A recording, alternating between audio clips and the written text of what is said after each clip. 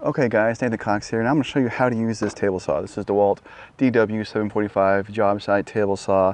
I've done an overview review video on it, plus a how to change the blade and how to adjust the blade knife. You see some of those top right of your screen. You can click on that to go to those links if you want to go back to those. But we're going to take this 2x4 and I'm going to show you guys how to do some basic cuts on it, some different things you can do with it. First of all, you can see that I'm on a I don't have a built-in table stand. This is my painter's bench, okay, which I use for many different things. It's a great multi-tool of benches and platforms and stuff. I have a review video of it. You can see that on the top right of your screen there. Okay, I just have these little quick clips, which I'm going to put on it right here behind the table saw. Clamp them in tight, or as tight as these little ones go, but that's tight enough. That way the saw doesn't slide back on me, okay? All right, first thing first, let's just go ahead and set the blade down. If you guys are having problems lowering and raising your blade because the handle's getting really tight, feels just like it's stuck or binding, there's an easy maintenance to that, which I have in my overview video. Click on the link at the top right of your screen for that one. Okay, guys. Okay, let's blah, blah, blah. Now, for those of you who just watched my how to change the blade video, you know that I don't use a safety guard on a table saw. For those of you who feel that you should be using it, then go ahead and use it. I'm not telling you to go against your safety instructions for your equipment. Please do follow your safety instructions for your equipment. I'm just showing you how I use my equipment. And I will tell you, I have never cut myself in 25 years of using my saws. And on table saws, I have never ever used that safety guard, okay? I find it gets in the way, and I've known people that have cut their fingers off because of that, all right? I feel that that is one piece of safety equipment that does more harm than good. Okay, so we're gonna lock the fence in place on the right-hand side. Okay, now, let's say this 2x4 here, which is actually a width of 3.5 inches. What's up, guys? Neighbors coming out, going somewhere. Let's cut it at 3 inches. Okay, let's say we just need it to be 3 inches wide, not 3.5. Okay, that's a pretty basic cut. We do have it plugged in already. Obviously, that's good to have power. We're gonna unlock the fence. Oops, it was already unlocked. And we're gonna set it right at 3 inches. Check. Lock the fence back down. Now, this is what I call safety and using a table saw. Actually, let me move this. I think I put that in the camera's view. So let's go ahead and do this first. We're going to raise the blade so it's just barely above the wood that we're cutting, okay? See how the tooth just comes over? You want it to come over so that it actually cleanly cuts the top of the wood. We don't want it to be like the same height of the wood, because if it's the same height of the wood, then it just kind of splinters the cut. So we want that carbide tooth to actually cleanly come up and over, which is only about 1/8 of an inch, okay? So if you did slip your hand, it would suck, but you are going to only cut 1/8 of an inch out, okay? You're not going to actually cut entire fingers off that way. I set my depth every time I cut a board, okay? So now the depth has been set. Let's go back and set the fence. 3 inches. Locking that up, okay? This part right here,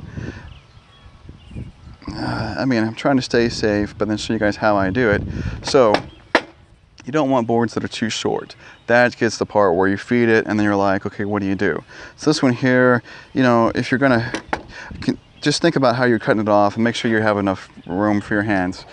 They do supply a pusher board, which does work good, and which is something I do use when I do have a short board, okay? But this board here, should be long enough. So we got the eye protection already on, our ear protection going in.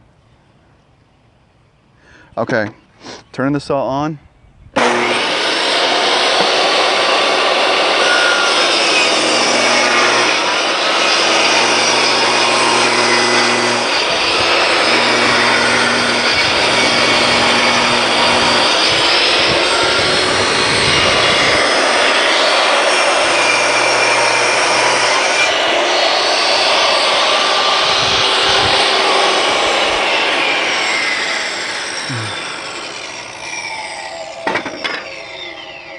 Okay, now talking about safety, Unless you're cutting another board right after this at 3 inches wide, shut the saw off. If you have any adjustments to make to the saw, don't do it while it's running, okay? That's a big safety thing right there. There's our cutoff piece, whoop, and there's our 3-inch, okay, wide board. Now what if you want to cut this off here? We don't want to pull out the miter saw, okay? We do have the sliding miter, okay? So let's go ahead and set it 90 degrees, because say we want to cut off, you know, an inch off the end of the board, okay? So we're going to hold the board tight against the miter. You're going to turn the blade on.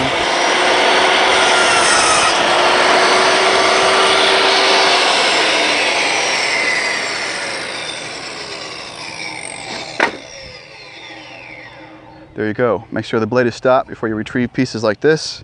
Don't do something stupid and cut yourself, because then your wife will never let you cut the saw again. All right, now let's say I want to cut it at 45 degrees. Okay guys, first of all, this is a sliding miter on a job site table saw. It is not as precise as a miter saw, okay? But sometimes when your cuts don't have to be 100%, because this does have a little bit of wiggle in it. This is great because you've already got the saw out, okay, right? So we want to cut the 45 degree here, hold the miter, the slide tight.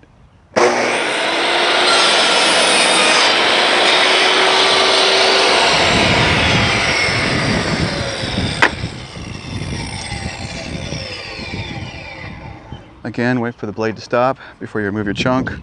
We're going to put the sliding miter to the side right there. Now I talked about in my other video, whether you saw it or not, cutting notches out. Let's say we need a notch cut out of this here because it's going to go over something, okay?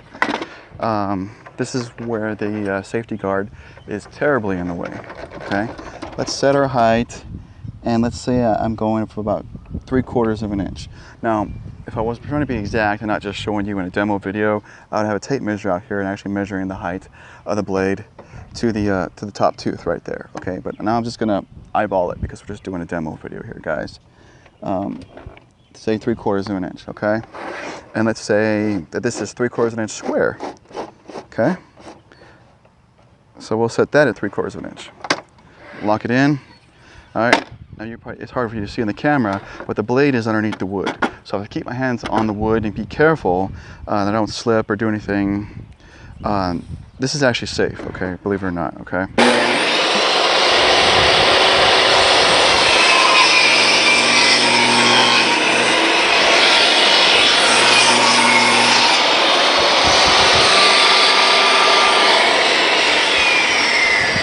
Okay, now hopefully, hopefully my blade height was pretty close to 3/4 of an inch. So now we cut that 3/4 of an inch. Okay, we're gonna spin it around and run it back through like this, because this is a square cut.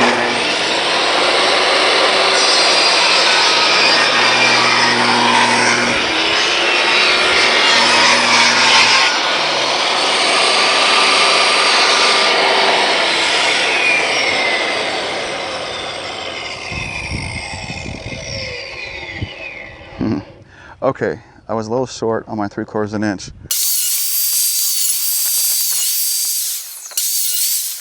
All right, thank God for time lapse, right? When I raised the blade 3/4 of an inch, when I eyeballed it, I was short by a little bit there, so I just kept adjusting it little by little. Now I know I said don't make adjustments while the blade's running because that's not safe, but and that was really with the fence, because you don't want your hands up here or something else to shoot back at you if there's something on there. But just raising and lowering the blade a little bit while it's running, it's really, that really is a safe thing to do. It's really not dangerous. So I'm trying to show you some techniques and stay safe.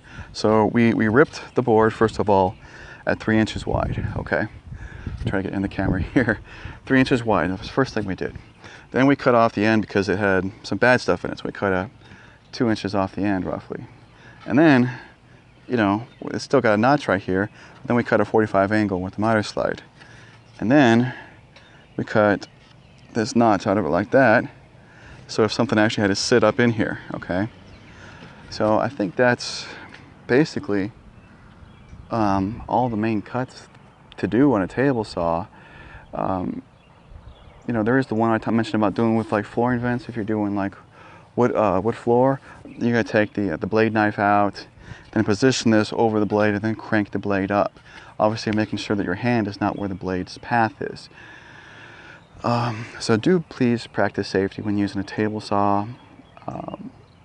Common sense, paying attention to what's going on there, not being distracted, and you'll be safe, okay? Another point, if you noticed how much dust was coming out of that port right there, when you hook the shop vac up to that, DeWalt made sure that that port was correct for either shop vac or rigid, the larger, whether it's a 2 1/4 or 2.5 inch hose, goes right in there. All that dust you saw come out of there would have been collected in the shop vac. So you can tell by that, the majority of the dust would be picked up that way. So you can actually do this in your garage and keep it fairly clean. So what's the thing we do is, after we're done using it, so of course we clean it up. Easy way to clean up a table saw was with a blower.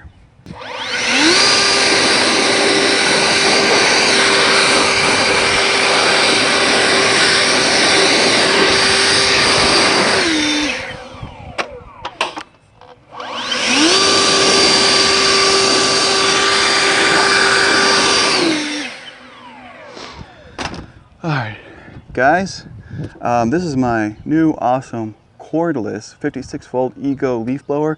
I have a whole video series started on my Ego products, and I'll show you at the top right of the screen there. I'll put the link to the video for this guy right here. If you notice, I could just jump right in here. I don't have to start it, warm it up. But there's a point I'm making to this. The reason I blow off this table saw every time I use it is because clean tools are good tools. They're safe tools. Keep your tools clean. Having all that stuff build up on them is not bad. Not only bad on the machinery of the tool itself, but it can make things dangerous because things aren't going to work correctly for you. So that just makes bad on bad. All right. Other than that, guys, thanks for watching. Please subscribe to my channel. Hit that subscribe button. That helps out. Give it a thumbs up on this video. Please share the video so other people like you can watch it and learn a couple of things. Hopefully be inspired to do a project of your own. Other than that, hey, you guys have a good one. Thanks again.